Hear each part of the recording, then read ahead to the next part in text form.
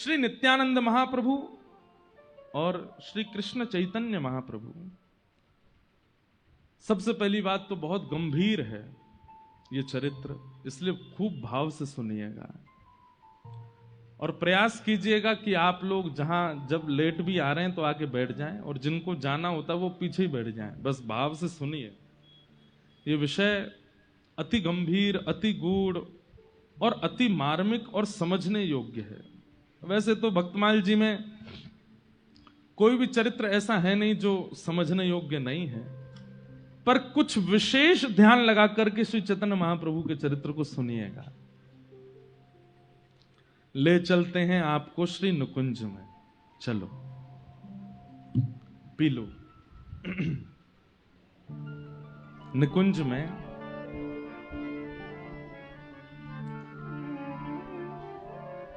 नित्य केली करते हैं श्री राधा माधव।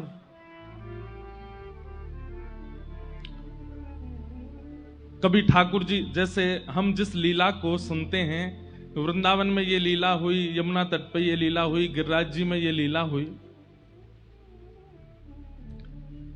कई बार कई लीलाएं प्रकट रूप से धाम में नहीं हुई हैं, पर फिर भी वो लीला चलती रहती है। क्यों? निरंतर गोलोक धाम में ठाकुर जी की लीला चलती ही रहती है, उसमें कभी विश्राम नहीं होता। अभी हम लोग कथा सुन रहे हैं, इस समय भी कोई लीला चल रही होगी, और लीला पता है क्या चल रही होगी?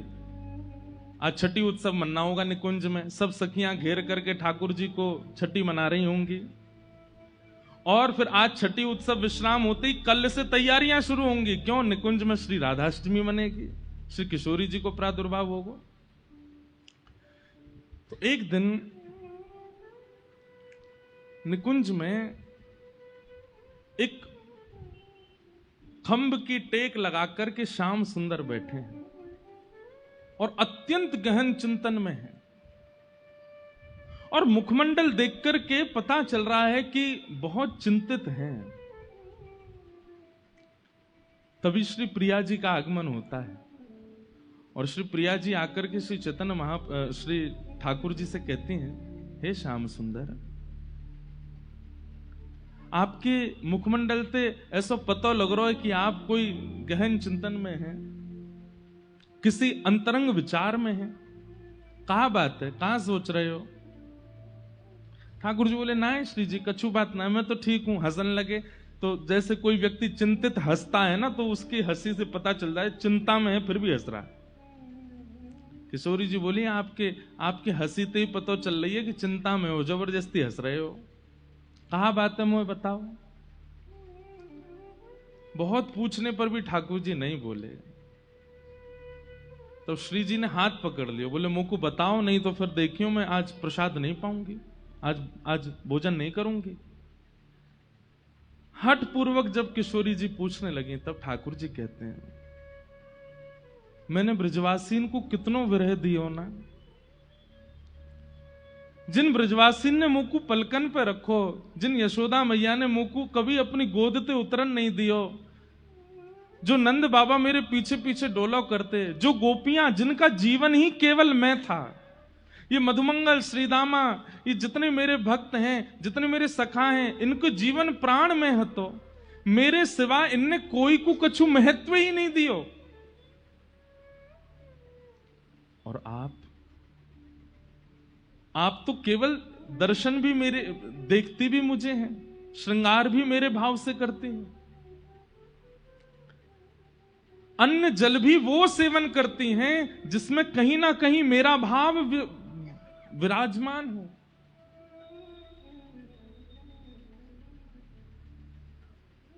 मैंने बहुत विरह दिया।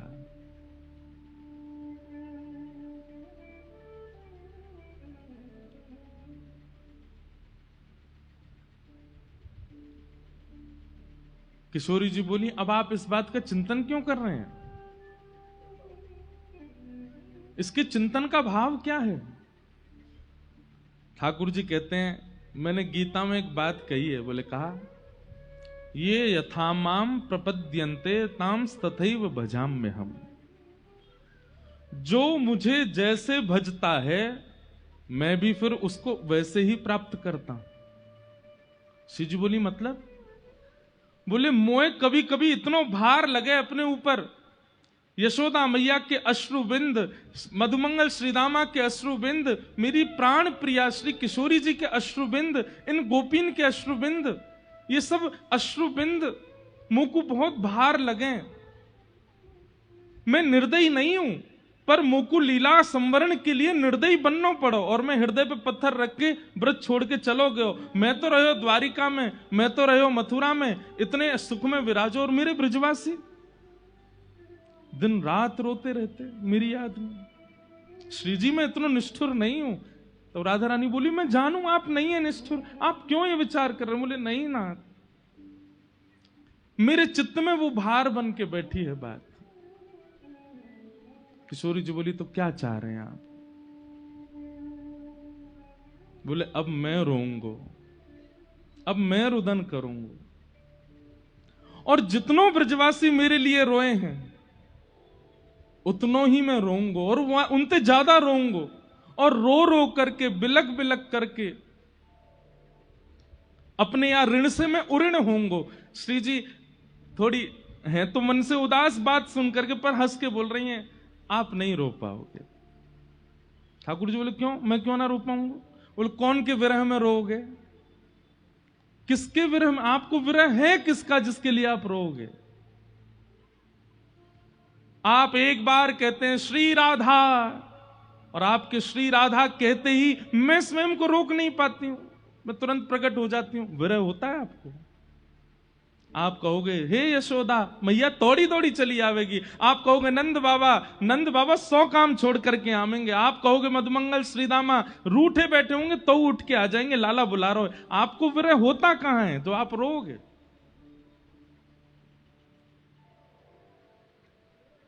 ठाकुर जी कहते हैं इसीलिए मैंने कुछ विचार किया है। बोले क्या? किशोरी जी मेरी बात ध्यान से सुनियो। किशोरी जी कह रही हाँ मैं सुन रही हूं, बताओ।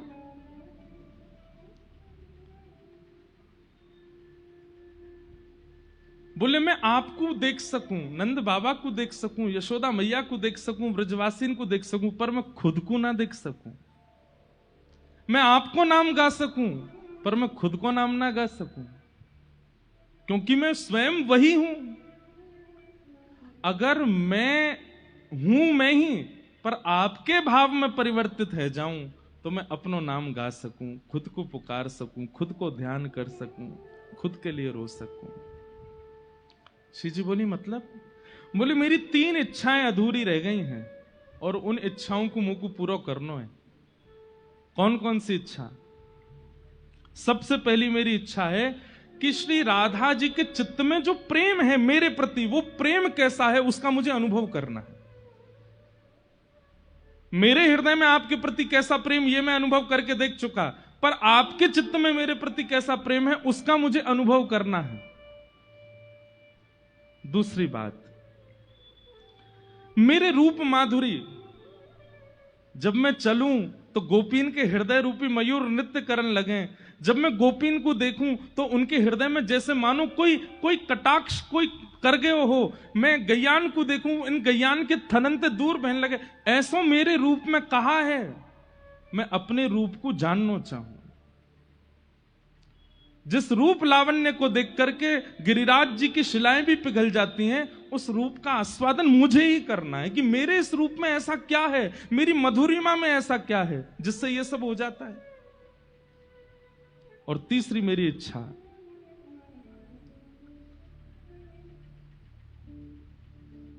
मेरी प्राप्ति होने पर मेरे प्रेमियों को किस सुख का अनुभव होता है वो सुख मुझे अनुभव करना है। और उसके लिए हे किशोरी जी आप कृपा करो। बोले क्या कृपा करें? बोले आप तन तो रहेगा कृष्ण का पर मन बना दो श्री राधा रानी का। तन तो रहेगा मेरा ही पर उसमें जो भाव प्रकट होंगे वो होंगे आपके।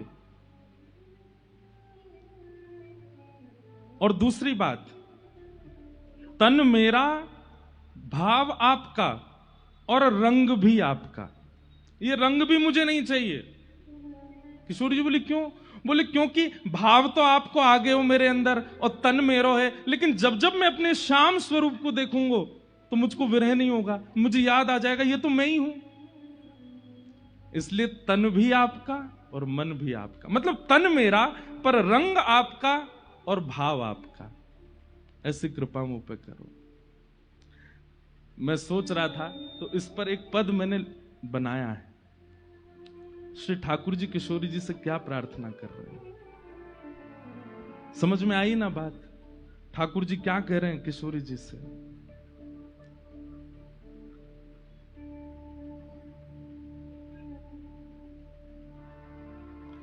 प्यारी मोहे, ठाकुर जी गा रहे हैं, अपनो भाव ही दीजे प्यारी मोहे, अपनो भाव प्यारी मोहे, अपनो ही भाव ही दीजे प्यारी मोहे, अपनो। सब लोग गाओ।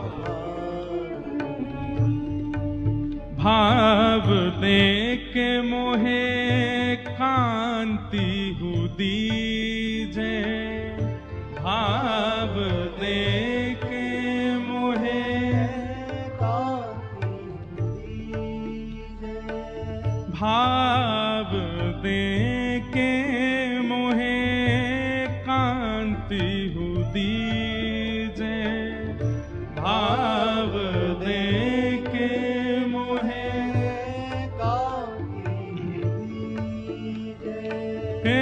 अपनो सो करी दीजे श्यामा मोहे, अपनो सो कर दीजे श्री राधा मोहे, अपनो सो करी दीजे राधा मोहे, अपनो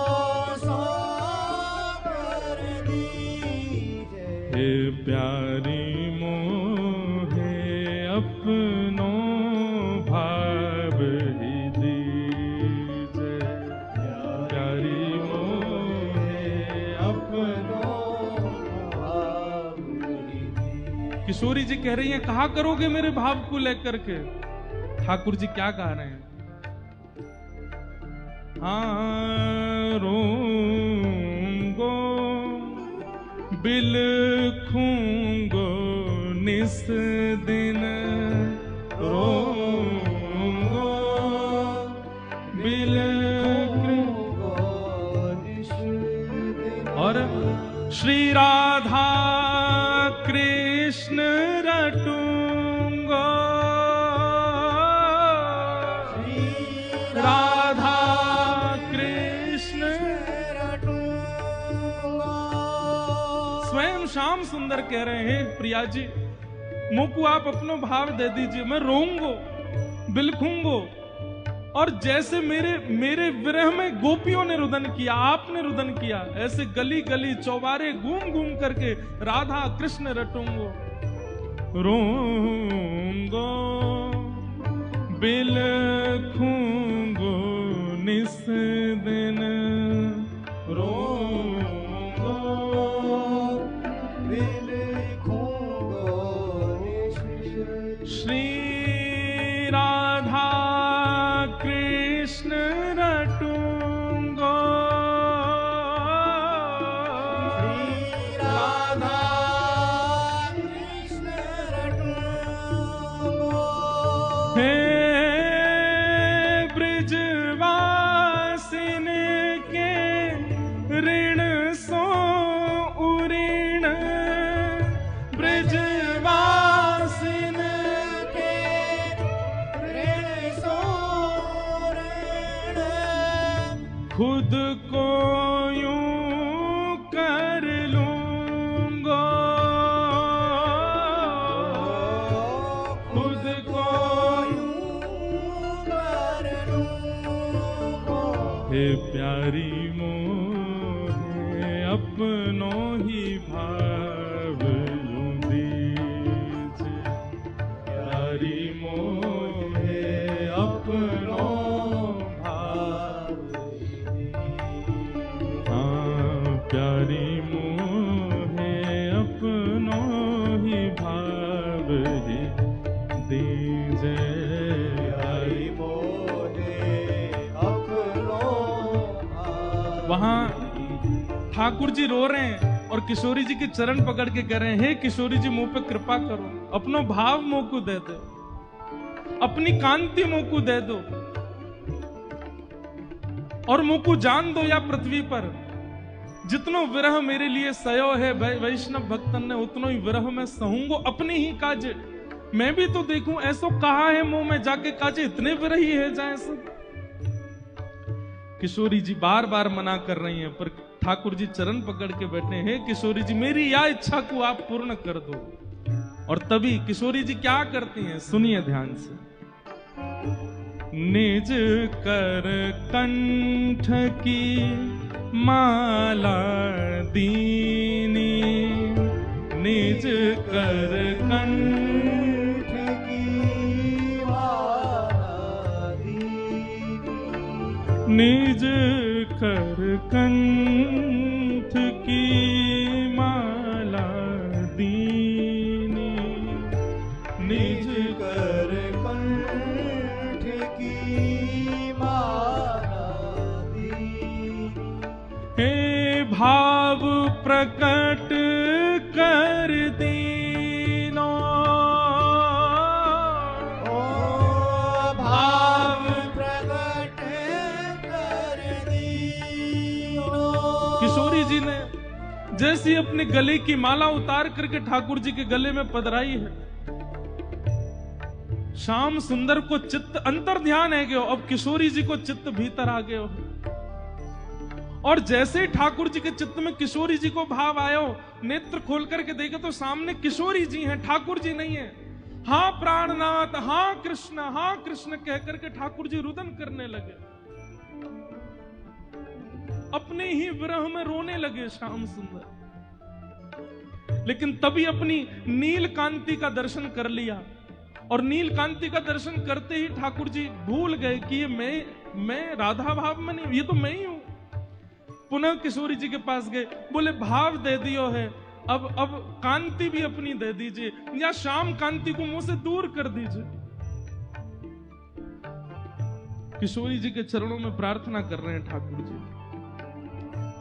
अपनी कांति दे दीजिए। तभी किशोरी जी शीश उठाए दई जब चूनर, शीश उठाए दई जब चूनर, हाँ शीश उठाए दई जब चूनरी, शीश उठाए दई जब, तभी यहाँ श्याम गौर कर दीनो, श्याम गौर कर दीनो, हे श्याम गौर कर दीनो, श्याम गौर कर दीनो, प्यारी मोहे अपनो भाव दीजे, प्यारी मोहे अपनो भाव दीजे, हे प्यारी मोहे अपनो भाव दीजे, प्यारी मोहे अपनो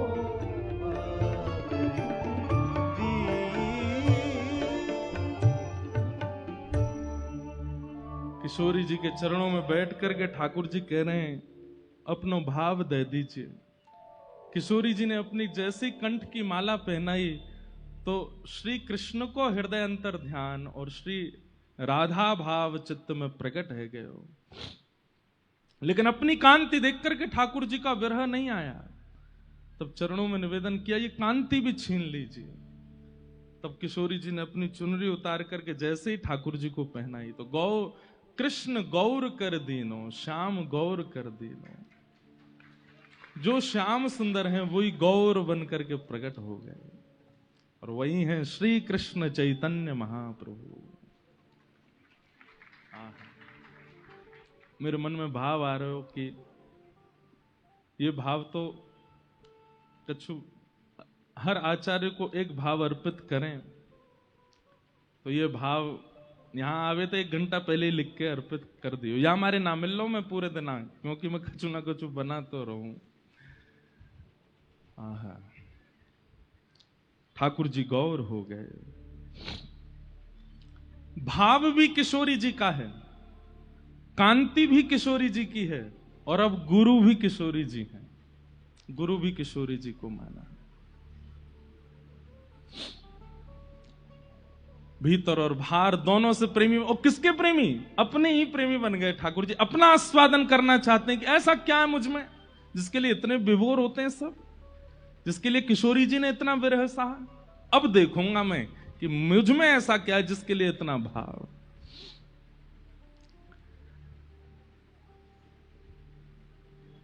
इस प्रकार श्री ठाकुर जी अपने भाव में परिवर्तित हो गए और श्री गौर हरि के रूप में श्री ठाकुर जी बने आए। ठाकुर जी को इसे विरह भाव में देख करके जितनी भी वहां पर अष्ट सखियां आदि थी, वे सब ठाकुर जी के सखा आदि भी, वे सब भी आ गए। बोले कि श्याम सुंदर यदि पृथ्वी पर जाएंगे तो हम भी जाएंगे इनके साथ, कौन संभालेगा?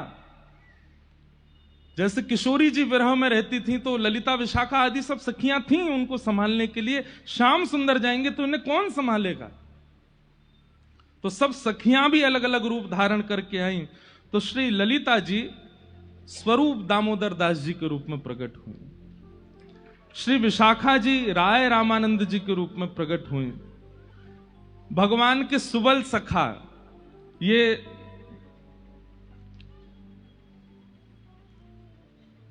गौरदास पंडित के रूप में प्रकट हुए, भगवान के सखा श्री दामा अभिराम ठाकुर जी के रूप में प्रकट हुए, और 8 मंजरियां वे अलग अलग 8 आचार्यों के रूप में प्रकट हुई, जिनमें किशोरी जी की जो रूप मंजरी हैं वही श्री रूप गोस्वामी के रूप में प्रकट हुए, जिन्होंने श्री गोविंद देव जी को विराजमान किया। जो लवंग मंजरी हैं आप ही सनातन गोस्वामी के रूप में प्रकट हुई, गुण मंजरी श्री गोपाल भट्ट गोस्वामी जी के रूप में प्रकट हुई, तुलसी मंजरी दास गोस्वामी जी के रूप में, विलास मंजरी जीव गोस्वामी जी के रूप में, और मुंजला मंजरी श्री लोकनाथ गोस्वामी जी के रूप में प्रकट हुए। इस प्रकार आदि आदि ये सब किशोरी जी ने भेजे हैं कि जब कृष्ण चैतन्य बनकर के जाएंगे, ये गौर हरि बनकर के जाएंगे और विरह में जब व्याकुल होंगे कौन संभालेगा इनको? आप जाइए। और सब सखी सहचरी सबको भेजा है धराधाम पर, सब आए। अंग कांति और भाव कांति दोनों के मिश्रण से श्री गौर चैतन्य बन गए। अब ठाकुर जी तो चैतन्य भाव में आ गए, अब बस प्रतीक्षा है कि पृथ्वी पर कब आवे। तो एक आचार्य चरण हुए हमारे श्री माधवेंद्र पुरी दास,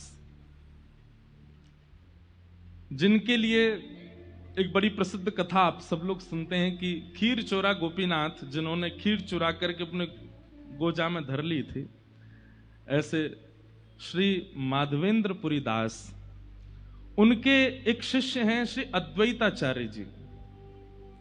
श्री अद्वैताचार्य जी को यह बात पता चली कि श्री ठाकुर जी कृष्ण चैतन्य के रूप में प्रकट होने वाले हैं, लेकिन कब होंगे?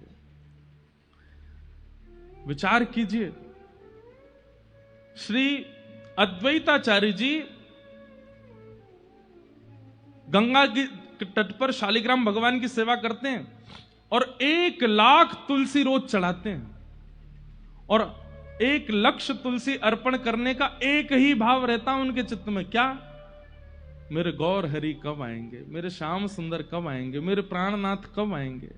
आप जल्दी कृपा करो कि वे अवतरित हों इस धरती पर। जो पाप बढ़ रहा है और जो भाव नष्ट हो रहे हैं लोगों के, उसके प्रादुर्भाव के लिए वे जल्दी प्रकट हों।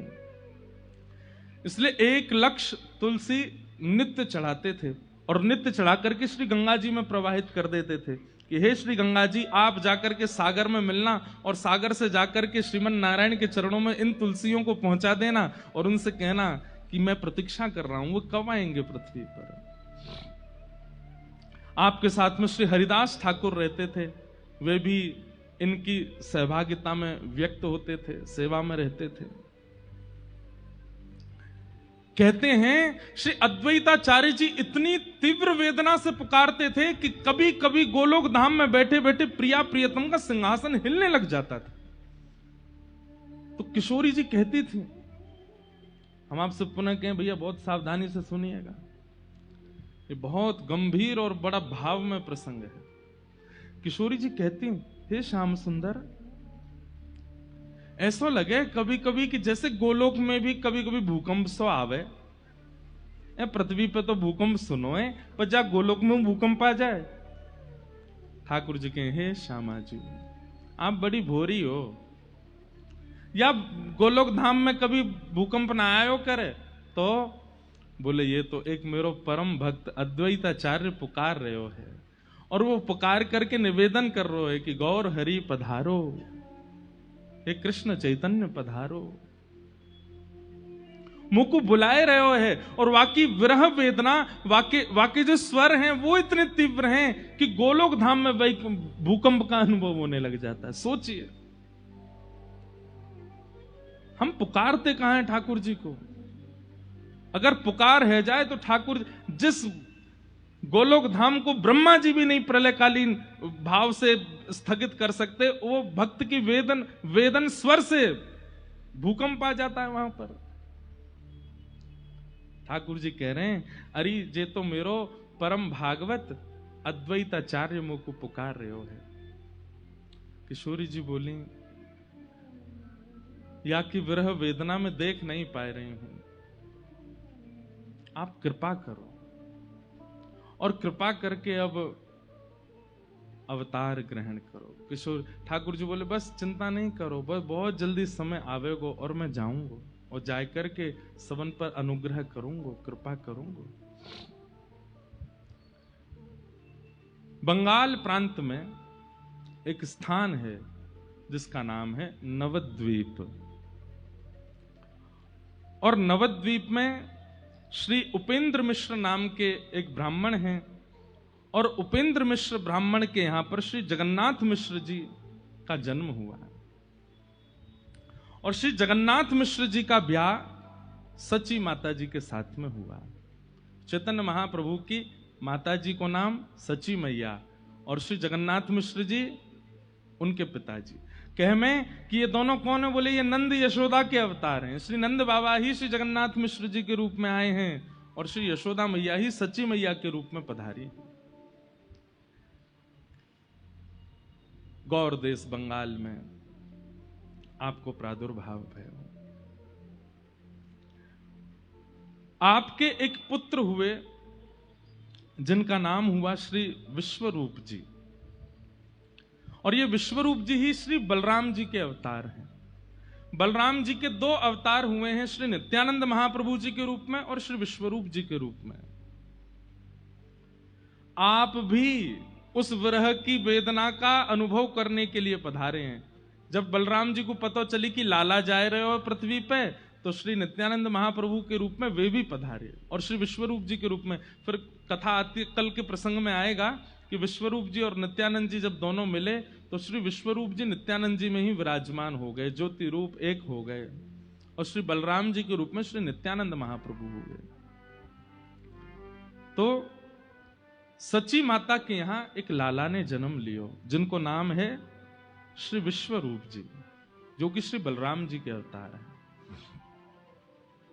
ध्यान से सुनिएगा।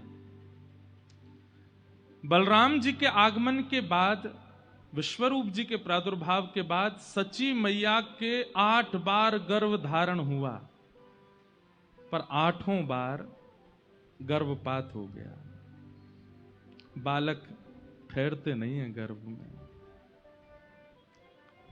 जिस कारण से सच्ची मैया इतनी चिंतित रहती हैं। इनकी सेवा में श्री दामोदर भगवान जी थे, ये उनकी खूब सेवा करती, आराधना करती, इत्र लगाती, माला पहनाती, तुलसी पधराती और चरणन में बारंबार निवेदन करती।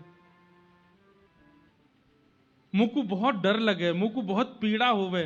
अब जैसे कई माताओं को ऐसे भावना का अनुभव हो जाता है, भगवान करे किसी को ना हो, पर ऐसी क्रिया जिन माताओं के साथ हो जाती है ना, वो बहुत डरने लगती हैं फिर कि हमसे कोई अपराध ना बन जाए, हमारे किसी अपराध का हमको ये फल मिल रहा है, या हमारे द्वारा कोई गलती ना हो जाए। ऐसे सच्ची मैया बड़ी सावधानी रखती हैं और बड़ी सावधानी से अपना जीवन यापन करते हैं कि कोई अपराध ना बन जाए।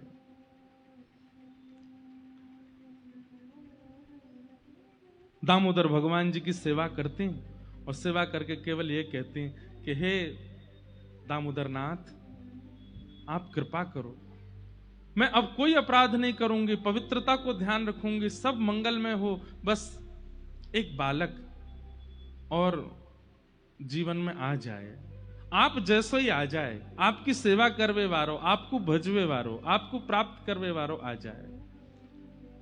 शुद्ध विचार और शुद्ध मनस्थिति ही ठाकुर जी को आगमन कराती है। हमारी विचारधाराओं में कहीं ना कहीं, हमारे आचरण में कहीं ना कहीं, हमारे भाव में कहीं किंचित कोई दोष रह जाता है, ठाकुर जी आते आते रुक जाते हैं। आप कहेंगे तो फिर आप ये क्यों कहते हैं कि ठाकुर जी भक्तवत्सल हैं, ठाकुर जी करुणा सिंधु हैं, वो दोष विचार नहीं करते?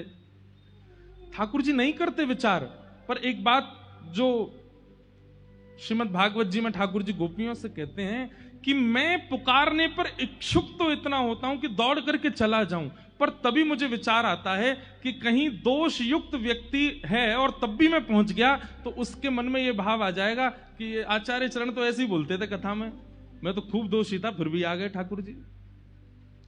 आचार्यों की वाणी कहीं मिथ्या ना हो जाए और कहीं उसके मन में यह भावना ना आ जाए कि दोष रहे आवे तो भी ठाकुर जी आ ही जाते हैं, और कहीं उसकी प्रेरणा से और लोग भी दोषयुक्त ना रह जाएं। समझ रहे हैं ना बात? इसलिए ठाकुर जी किंचित भाव के दोषों को देख लेते हैं कि कहीं विचार और भावों में तो दोष नहीं है, और विचार और भावों में अन्य अन्य दोष आ भी जाएं तो भी ठाकुर जी आ जाते हैं, पर कहीं मात्सर्य दोष आ जाता है, ईर्ष्या का दोष। एक बात हमारी लिख लीजिएगा कंठीबद्ध होकर के,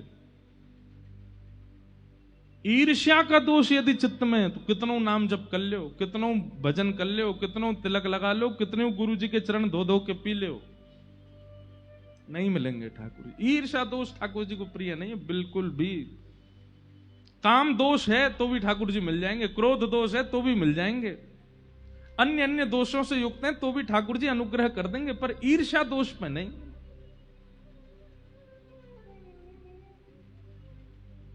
सच्ची मैया परम पवित्र हैं हृदय से और नित्य श्याम सुंदर को पुकारती हैं। अब देखो एक चीज आपको सब जगह मिलेगी कि आचार्य चरणों की माताओं का जीवन देखो। अब इसमें वुमेन एम्पावरमेंट वाले हमको कहीं घसीट नहीं लें, और पिता को कुछ नहीं करना है, सब हमें ही करना है। आप इस बात को ऐसे क्यों ले जाते हैं? पिता के अथक प्रयास से कुछ नहीं होने वाला, बेटा केवल खाएगा पिएगा सोएगा, पर उसके भीतर अंतरंग का जो निर्माण है वो तो मां के स्वभाव से ही होगा।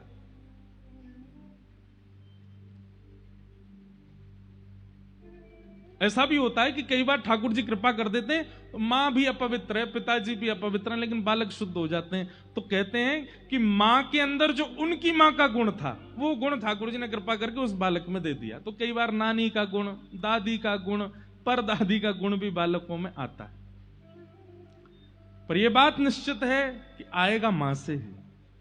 इसलिए मां का पवित्र होना बहुत। कल हम लोग सुन रहे थे कि वहां श्री रामानुजाचार्य जी की माता जी या फिर श्री सटकोप स्वामी जी की माता जी, वो भी ठाकुर जी को देख करके मन में भाव रखते हैं आप जैसा लाला हो जाए, बस आपकी सेवा करने वाला हो जाए। संतान प्राप्ति में एक नियम तो विशेष ध्यान रखिए, विष्णु आराधनार्थाय। हे गोविंद देव जी एक लाला दे दो, काय बात को चाहिए, धन वृद्धि करे, बिजनेस बढ़ावे, खूब सारो धन कमा के नहीं, नित्य आपकी सेवा करे, संतन की सेवा करे, भक्तन की सेवा करे, वृंदावन की सेवा करे, गौ आराधना करे, इन भावन से युक्त एक संतान दे दो। देखियो गोविंद देव जी संतान नहीं देंगे, खुद आ जाएंगे। बोले ये सब तो मैं करूंगा। हम मांगते क्या हैं? धन वर्धन करने वाला हो, व्यापार वर्धन करने वाला हो, वंश वर्धन करने वाला हो। तो फिर ठाकुर जी काने लूले नहीं भेज दें, ले ये नहीं दे, यही करेंगे वंश वर्धन। लेकिन जब ठाकुर जी से कहते हैं कि संत सेवा, हरि सेवा, गौ सेवा, भजन सेवा, सत्संग सेवा, धाम सेवा, इन सब निष्ठाओं से युक्त एक संतान चाहिए, तो कई बार गोविंद देव जी पूछते होंगे किशोरी जी मैं चलो जाऊं का? क्योंकि यहाँ की भावना में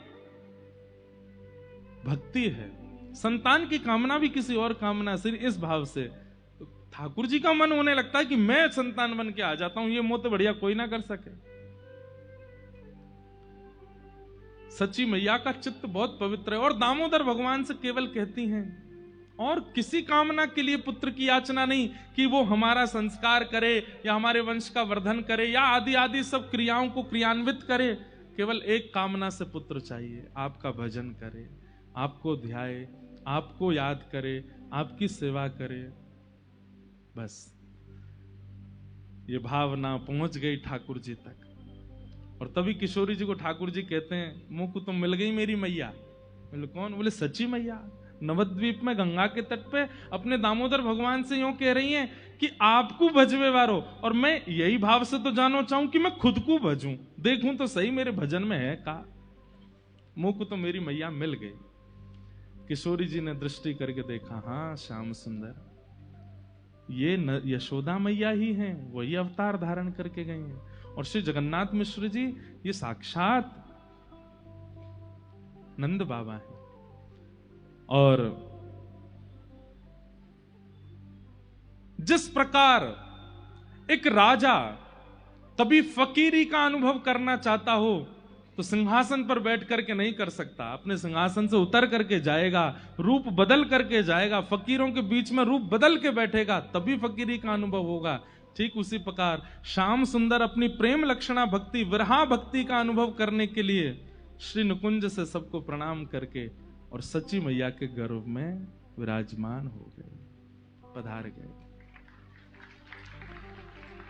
अब देखो ध्यान से सुनना, दामोदर भगवान को प्रणाम करके और बस यही कामना है कि बालक हो जाए, और बस ये प्रणाम करती करती, यही चिंतन करती करती सच्ची मैया सोई, और उसी रात्रि श्री ठाकुर जी उनके गर्भ में पधारे।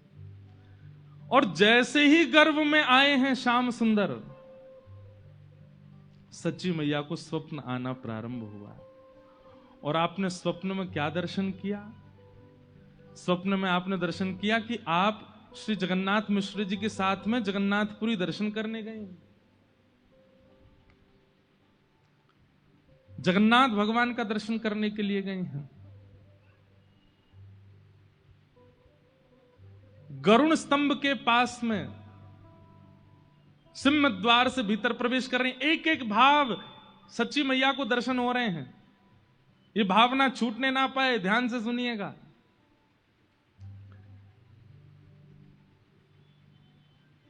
सच्ची मैया को स्वप्न दिखता है कि जगन्नाथ मिश्र जी उनको जगन्नाथपुरी की यात्रा पर ले गए हैं। सिंह द्वार से भीतर प्रवेश कर रही हैं। पतित पावन भगवान सब दर्शन कर रहे हैं, लेकिन पतित पावन भगवान सच्ची मैया को देख रहे हैं अपनी नेत्रों से। और जैसे ही नेत्र उनकी तरफ हुए तो सच्ची मैया बोलती हैं, हे जगन्नाथ मिश्र जी देखियो, ऐसा लग रहा है पतित पावन भगवान मुझे देख रहे हैं। बोले नहीं, तुम्हें नहीं देख रहे, वो सामने ही देख रहे हैं। आप लोग जगन्नाथपुरी गए हैं ना, वो द्वार पे ही भीतर प्रवेश करते ही पतित पावन भगवान है। सीढ़ियां चढ़ने लगी सच्ची मैया, स्वप्न देख रही हैं। और जैसे ही परिक्रमा लगा करके जा रही हैं तो क्या देख रही हैं? जगन्नाथपुरी मंदिर में जितने भी मंदिर देवालय हैं, सबके ठाकुर जी अपने अपने द्वार देहरी पर बाहर आकर के सच्ची मैया को प्रणाम कर रहे हैं। और ये देख करके सच्ची मैया बार बार जगन्नाथ मिश्र जी से कह रही, देखियो ये तो देवता सब बाहर आ गए, ये देखो ये भी देवी बाहर आ गई, ये तो गणेश जी बाहर बैठे हैं। बोले बाहर नहीं है देवी, अंदर बैठे हैं सब। सच्ची मैया को स्वप्न अनुभव हो रहा है। जैसे ही आपने जगन्नाथ मंदिर में प्रवेश किया और गरुण स्तंभ के पास से दर्शन की आज भी विधा है। गरुण स्तंभ के पास जाकर के जैसे ही सच्ची मैया ने पहले बलभद्र जी को देखा, सुभद्रा जी को देखा, और जैसे ही जगन्नाथ जी को देखा, तो जगन्नाथ जी को देखते ही जगन्नाथ जी मंद मंद मुस्काने लगे और मुंह खोल खोल करके बार बार जैसे मानो मैया मैया कहकर के सच्ची मैया को पुकार रहे हूं। और तभी अचानक से विशाल विग्रह श्री जगन्नाथ जी का धीमे धीमे धीमे धीमे छोटा होता चला गया। अचानक से श्री जगन्नाथ जी की भुजाएं प्रकट हो गई, चरण प्रकट हो गए, और नन्हे से गोपाल जी बन करके ब्रह्म वेदी से उतर करके दोहरियां दौड़ करके आए और सच्ची मैया की गोद में आकर के लिपट गए। ये स्वप्न सच्ची मैया ने देखा। बंधुओं, श्री गौर हरि कौन है? जब लीला संवरण करते हैं श्री चैतन्य महाप्रभु, प्रकट भी श्री जगन्नाथ जी से हो रहे हैं आज सच्ची मैया के पास में। और जब आप लोग सुनेंगे कि श्री चैतन्य महाप्रभु लीला विजय कर गए, तो उस दिन भी सुनेंगे कि दौड़ करके श्री जगन्नाथपुरी मंदिर में प्रवेश करते हैं और गरुड़ स्तंभ के पीछे से दौड़ करके जाते हैं और श्री जगन्नाथ जी में ही विलीन हो जाते हैं। चैतन्य महाप्रभु साक्षात श्री कृष्ण हैं, कोई अंतर नहीं। घबरा करके मैया के नेत्र खुले और यही स्वप्न सच्ची मैया जगन्नाथ जी को सुनाती हैं। जगन्नाथ मिश्र अपने पति देव को, मैंने अभी एक स्वप्न देखो। बोले कहा? बोले ऐसे हम लोग जगन्नाथपुरी गए और वहां पर जगन्नाथ जी छोटे लाला बन गए और वही दौड़ करके आके मेरी गोद में आकर के बैठ गए। मैं उनको खिला रही हूं, उन्हीं को हृदय से लगा रही हूं। देवी, ये तो शुभ है, ठाकुर जी का दर्शन होना स्वप्न में, ये तो अच्छी बात है, इसमें चिंता क्यों करती है? चलो स्नान ध्यान करो, सेवा करो। सच्ची मैया स्नान ध्यान कर रही है, लेकिन चिंतन में वही चल रहा है कि जगन्नाथ जी, अच्छा स्नान करके आप जैसे ही बाहर आई तो आपके श्री अंग में वो लक्षण प्रकट होने लगे जो एक गर्भवती माता के होते हैं। आपको पीड़ा जैसी होने लगी, वमन की सी स्थिति बनने लगी। तो आपने जाकर के श्री जगन्नाथ मिश्र जी से कहा कि नहीं, थोड़ा दाई माँ को बुलाओ ना, मुझे कुछ अनुभव हो रहा है।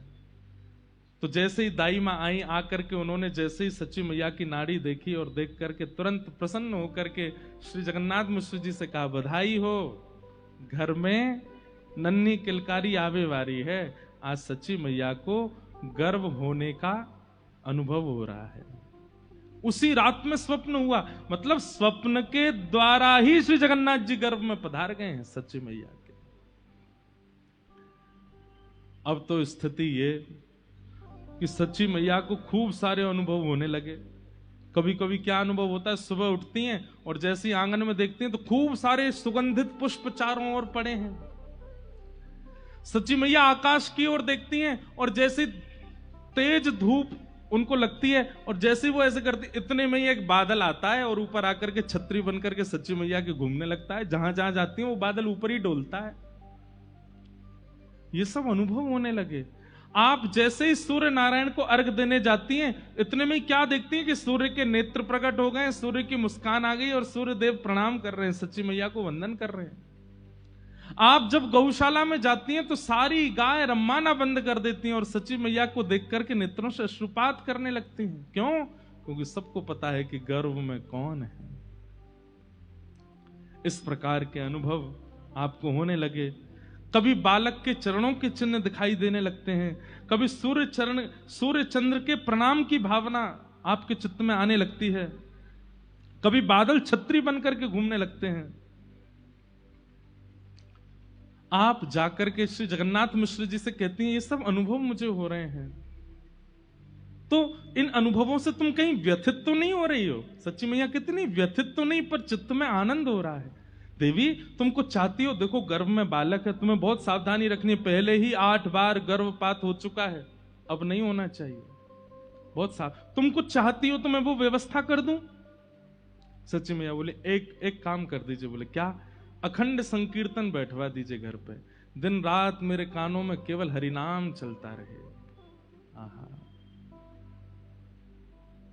अभी मां को 1 महीना ही हुआ है गर्भ धारण किए और श्री घर में अखंड संकीर्तन बैठ गया। दिन भर कीर्तन होता है, रात भर कीर्तन होता है। चलती फिरती उठती बैठती मां के कानों में केवल और केवल श्री प्रिया प्रियतम का नाम गूंजता रहता है।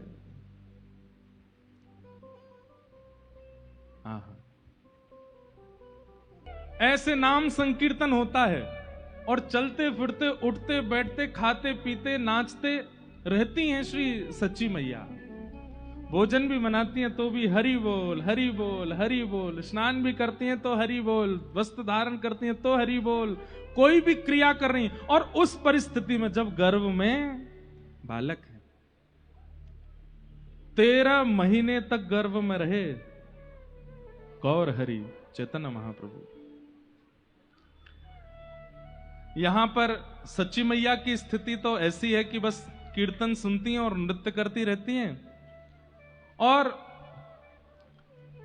यहां नवद्वीप से थोड़ी ही दूरी पर शांतिपुर नाम का एक ग्राम है, जहां गंगा जी के तट पर अद्वैत जो बुला रहे हैं चैतन्य महाप्रभु को, पुकार रहे हैं। श्री अद्वैताचार्य जी रोते हैं और नित्य पुकारते हैं, हे प्रभु कब आएंगे आप, कब आएंगे आप, हे गौर हरि कब कृपा करेंगे आप। आप नित्य 1 लाख तुलसी अर्पित करते थे, हम सुन रहे थे अभी। और नित्य के भांति उन 1 लाख तुलसियों को पहले ठाकुर जी पर अर्पण करते, फिर उन सब 1 लाख तुलसियों को लेके जाते, एक एक गंगा जी में डालते कि आप जाके समुद्र में जब मिलें तो क्षीर सागर में ठाकुर जी के चरणों में कहना कि वो आम है। लेकिन आज जैसे अद्वैत प्रभु गंगा जी के तट पर गए, बगल में ठाकुरदास बैठे हैं, श्री हरिदास ठाकुर बैठे हैं, और तभी आप जैसे ही तुलसी अर्पण करने लगे, पुष्प अर्पण करने लगे, तो शांतिपुर से वो पुष्प और तुलसी आगे की ओर न जाकर के पीछे की ओर जाने लगे। मतलब धारा इधर की है, गंगा जी नवद्वीप से आ रही हैं, कहां शांतिपुर, और शांतिपुर से आगे गंगा सागर में जा रही हैं। लेकिन आज जब तुलसी और पुष्प अर्पण कर रहे हैं तो गंगा जी की धारा तो इधर की है, लेकिन तुलसी और पुष्प वे उल्टे जा रहे हैं, पीछे की ओर प्रस्थान कर रहे हैं। और ये दृश्य देख करके श्री अद्वैताचार्य जी व्याकुल हो गए और तुरंत हरिदास ठाकुर जी को बुलाया। बोले देखो ये क्या हो रहा है। बोले गुरुदेव ये तो आश्चर्य है, ये तुलसियां ये पुष्प ये उल्टे क्यों जा रहे हैं, ये धारा में क्यों नहीं बह रहे हैं। तुरंत अद्वैताचार्य जी व्याकुल हो गए और वो तुलसी और पुष्प जिस प्रवाह में जा रहे हैं, आप भी कूदते फांदते अपनी भुजा उठा करके उन्हीं पुष्प और तुलसियों के पीछे पीछे दौड़ने लगे। घाटों को लांघते हुए, नगरों को पार करते हुए पहुंच गए नवद्वीप। और वो 1 लाख तुलसियां और पुष्प एक साथ नवद्वीप में प्रवेश करती उल्टी धारा में। और तभी आप पहुंचे नवद्वीप, और नवद्वीप में क्या देखा, एक महिला स्नान कर रही हैं, गर्भवती माता जी, और वे 1 लाख तुलसी और पुष्प जाकर के उन्हें घेर लेती हैं और चारों तरफ बस उन मैया के ही घूम रही हैं। वो मैया अपने हाथों से दूर करती हैं, लेकिन वो तुलसी बह बह करके उनके गर्भ के आसपास आकर के स्पर्श करने लगती हैं। वो और कोई नहीं, श्री सच्ची मैया है। सच्ची मैया स्नान कर रही हैं। श्री अद्वैताचार्य जी बाहर बैठ करके दर्शन कर रहे हैं और नेत्रों से अविरल अश्रुधार गिर रहे हैं। हरिदास ठाकुर कहने लगे, आचार्य क्या हुआ। बोले मेरे प्रभु आ गए, मेरे आचार्य आ गए, श्री कृष्ण आ गए, मेरे महाप्रभु आने वाले हैं। बस देखो मेरे द्वारा अर्पित की गई तुलसियां ये मैया को घेर करके सब उनको अर्पित हो रही है। सच्ची मैया खूब देर स्नान करती रही। ये तुलसी पुष्प पता नहीं कहां से इतने आ गए सब मेरे समीप, लेकिन वो सब उनके अंग पे स्पर्श कर रहे हैं। सच्ची मैया स्नान करके जैसे ही बाहर आई तो श्री अद्वैताचार्य जी दंडवत प्रणाम करने लगे। उनका प्रणाम देखते ही सच्ची मैया घबरा गए। हे आचार्य चरण, आप ये क्या कर रहे हैं, आप मुझे प्रणाम क्यों कर रहे हैं, आप मुझे प्रणाम मत कीजिए, ये पाप मत चढ़ाइए। हरिदास ठाकुर जी भी प्रणाम करने, आप दोनों से मेरा वंदन है। आप हम इस योग्य नहीं कि आप हमको प्रणाम करें, हमें आपको प्रणाम करना चाहिए, आप हमें प्रणाम मत कीजिए। हे आचार्य चरण, थोड़ा ध्यान रखिए, मुझे पाप नहीं चढ़ाना है अपने ऊपर। मैं पहले ही 8 बार पीड़ा सहन कर चुकी हूं गर्भपात की, इस बार मुझे पीड़ा नहीं सहनी है। आचार्य चरण, आप बहुत महान हैं, आप मुझे प्रणाम मत कीजिए। अद्वैताचार्य जी प्रणाम करके जब उठे हैं तो नेत्र लाल पड़े हैं, मुखमंडल पर प्रसन्नता है, मुस्कान है, और नेत्रों से अविरल अश्रुधार गिर रही है। सच्ची मैया तो उनके रूप को देख करके घबरा गई कि मुझसे कोई अपराध बन गया, ये क्या हो गया, ये मुझे प्रणाम कर क्यों रहे हैं। दौड़ करके सच्ची मैया अपने घर भागी, इतनी भयभीत हो गई, इतनी घबरा गई, बार बार अपने गर्भ का स्पर्श करें कि कुछ हो ना जाए। एक श्रेष्ठ आचार्य चरण ने मुझको प्रणाम कर लिया। आपने जाकर के तुरंत जगन्नाथ मिश्र जी से कहा कि देखिए ना, घाट पर एक महापुरुष मुझे प्रणाम कर रहे थे। यहां जगन्नाथ मिश्र जी रोज ही सुनते हैं, कभी इनको लगता है कि इनको सूर्य प्रणाम कर रहा है, कभी इनको लगता है इनको चंद्रमा प्रणाम करने, कभी इनको लगता है कभी इनको लगता है कि गैया इनको प्रणाम कर रही है। रोज ही कुछ ना कुछ भाव है। देवी पता नहीं, हमें तो लगता है कि कौन आए हैं गर्भ में कि सब तुमको प्रणाम करते से दिखते हैं। मैं कुछ भाव नहीं बना रही हूं मन से, आप जाकर के देखिए, वहां पर श्री साक्षात अद्वैताचार्य जी मुझे प्रणाम कर रहे थे। जगन्नाथ मिश्र जी गए और देखा तो अब भी भाव निमग्न, हाथ जोड़ करके बस नेत्रों से अश्रु बहा रहे हैं। मेरे प्रभु आ गए, मेरे प्राणनाथ आ गए, मेरे जीवन धन आ गए। जगन्नाथ मिश्र जी ने जाकर के प्रणाम किया, वंदन करते हुए कहा, हे प्रभु, आपकी इस प्रकार की इस लीला का मैं क्या अर्थ लगाऊं? आपने सच्ची को प्रणाम क्यों किया? अद्वैताचार्य जी बोले, मेरे पास शब्द नहीं है बताने को, मैं बस ये कह सकता हूं, जो सुख त्रेता में दशरथ और कौशल्या को प्राप्त हुआ, जो सुख द्वापर में नंद यशोदा को प्राप्त हुआ, वो सुख कलयुग में आपको और आपकी गृहिणी को प्राप्त होने वाला है। बस प्रतीक्षा कीजिए, अब जल्दी ही आनंद होगा। इस विश्व में पुनः कृष्ण संकीर्तन होगा, पुनः नाम संकीर्तन होगा, पुनः राधा भाव कृष्ण भाव की स्थापना होगी। बस प्रतीक्षा कीजिए, पवित्र हृदय से प्रतीक्षा कीजिए। आज जगन्नाथ मिश्र जी को भी विश्वास हो गया कि सच्ची मन से भाव नहीं बना रही है, सच में उसे अनुभव हो रहे हैं सबके प्रणाम का। जगन्नाथ मिश्र जी वापस आए, सच्ची मैया ने पूछा, बोले नहीं कुछ नहीं, बस ऐसे प्रणाम कर रहे थे, आपको सौभाग्यवती नारी जान के, आपके गर्भ का बालक भक्त हो इसलिए प्रणाम कर रहे थे। 12 महीने बीत गए, अभी तक बालक का जन्म नहीं हुआ। सच्ची मैया ने घबरा करके तुरंत कहा, बोले कि आप किसी ज्योतिषी को बुलाइए, कोई पंडितानी बुलाओ, कोई भैया कोई पंडित जी आए देखें। 9 महीने में गर्भ बालक जन्म लेता है, 12 महीने बीत गए, अभी तक बालक का जन्म नहीं हुआ, कहीं कोई दिक्कत तो नहीं है, आप दिखवाइए ना। वो किस पंडित को बुलाए? बोले हमारे पिताजी श्री नीलांबर चक्रवर्ती जी बहुत बड़े विद्वान हैं, उनको बुलाओ। तो सच्ची मैया के पिताजी ज्योतिषाचार्य हैं, उनको बुलाया गया। वे आए, आकर के कहा, बिटिया क्या बात है? बोले कि पिताजी 12 महीने हो गए गर्भ को, अभी तक जन्म नहीं हुआ और मुझे प्रसव पीड़ा भी नहीं हो रही है, मैं बहुत चिंतित हूं कि कहीं बालक सुरक्षित तो है ना, आप मेरा हस्तकमल देख करके बताइए ना। नीलांबर चक्रवर्ती जी ने कई बार अपनी बेटी का हाथ देखा है, वे जानते थे सब, लेकिन आज जैसे ही हस्तकमल आगे किए हैं तो हस्तकमल की जितनी भी रेखाएं थी, उन रेखाओं में रेखा हमारी आपकी तरह नहीं थी, मानो जैसे शंख बन रहा हो, पद्म बन रहा हो, चक्र बन रहा हो, रेखाएं परिवर्तित हो गई।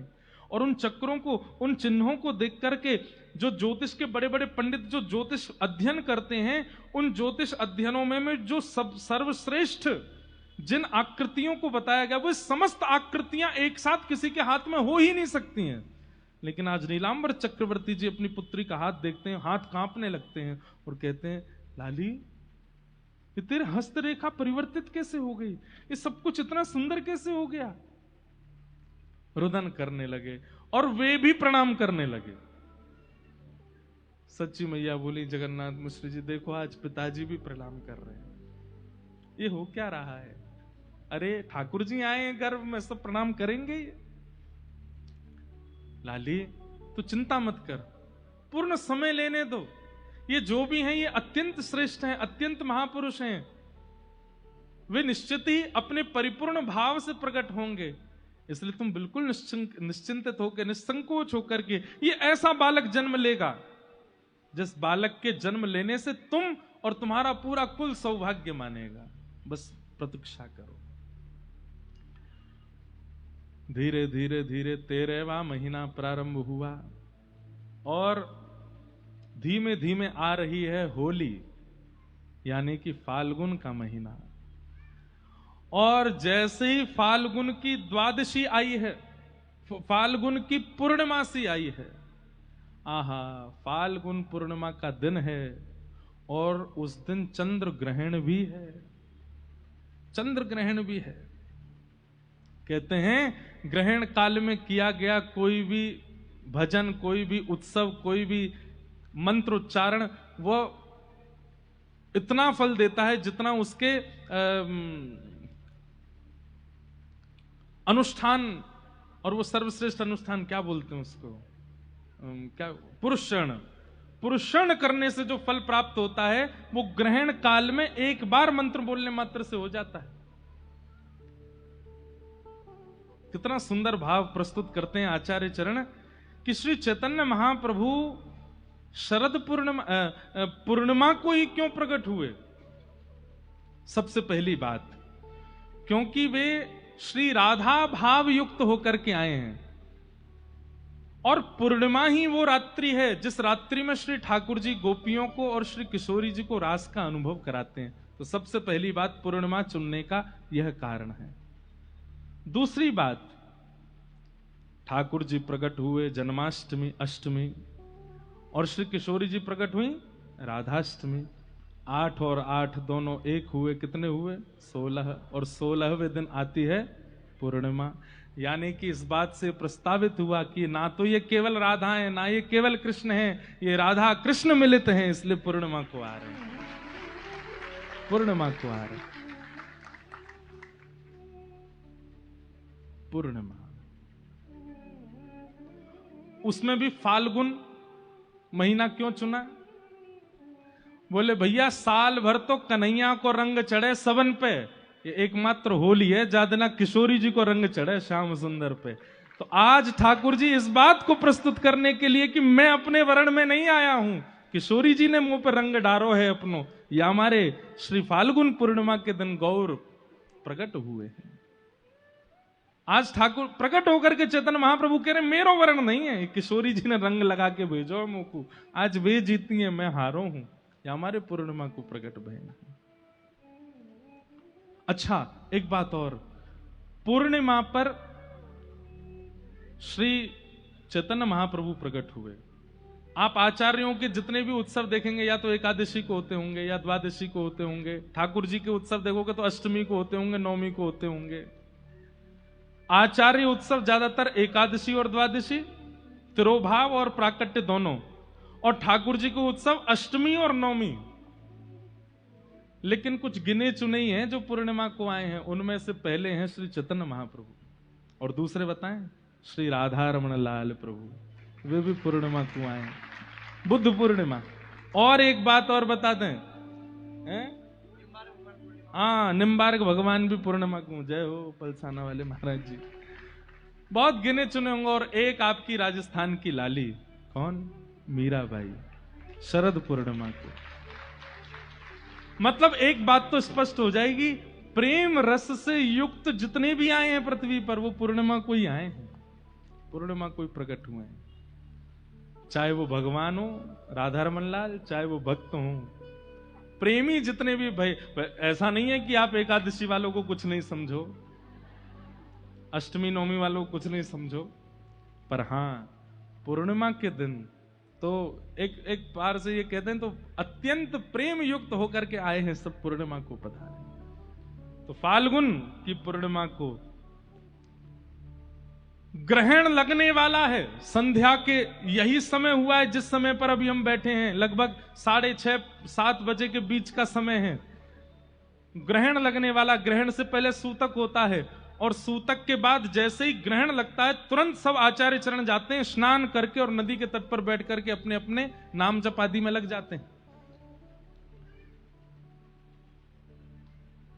सच्ची मैया का घर बिल्कुल गंगा जी के तट पे है और पूरा दिन व्यतीत हो गया। जैसे ही सूर्य अस्ताचल को गए हैं, चंद्रमा प्रकट होने वाले हैं, ना तो अब देखो राम जी आए तो पक्षधर हो गए, सूर्य को ही सारा मौका दिया, ठाकुर जी आए तो पक्षधर हो गए, चंद्रमा को ही मौका दिया, लेकिन एक तो हमारी श्री बरसाने वाली वृंदावनेश्वरी राधा रानी, इनने दोनों उनको मौका दिया। सुबह सुबह होती हैं जब ब्रह्म मुहूर्त सूर्य उदयमान हो रहे हैं।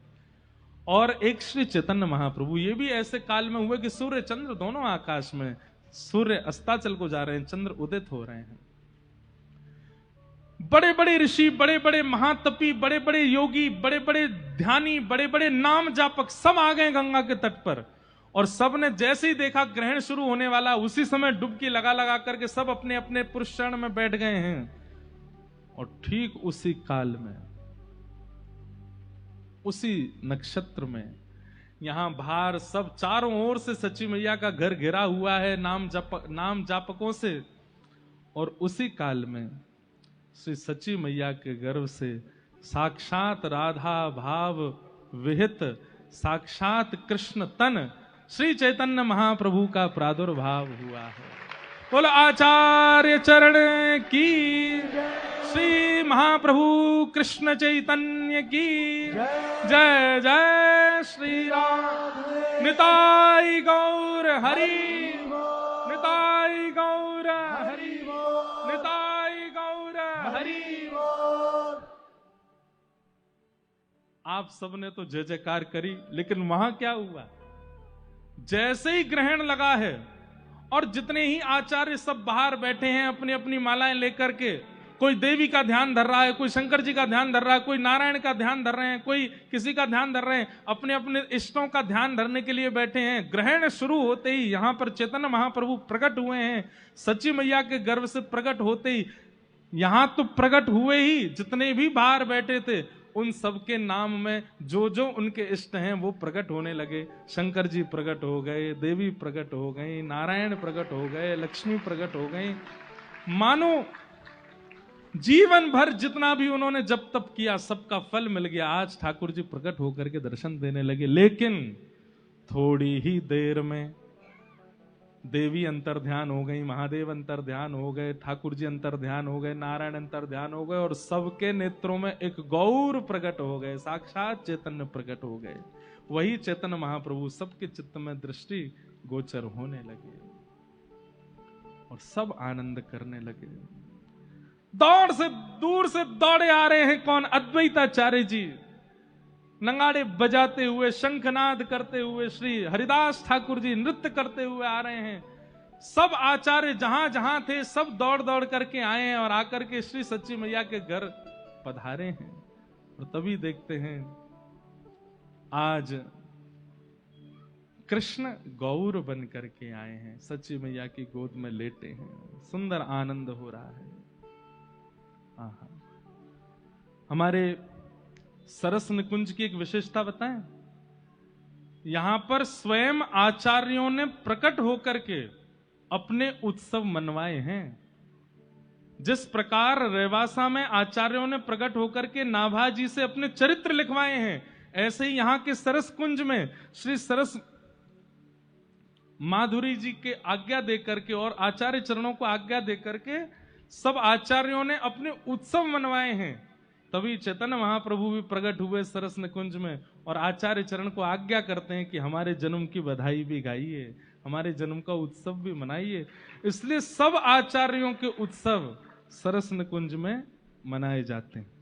उस दिन जब यहाँ जन्माष्टमी थी, अब भाई हम 2-3 बधाई गाएंगे, सब लोग गाइयों प्रेम से, हाँ, क्योंकि आज की बधाई में आप नहीं श्री गोविंद देव जी भी झूमेंगे, आज की बधाई में गोपीनाथ जी भी झूमेंगे, आज की बधाई में सबरे जितने हमारे गौड़िया वैष्णव परंपरा के सब ठाकुर हैं सब झूमेंगे। क्यों? क्योंकि आज आचार्य चरण प्रकट भय हैं। आहा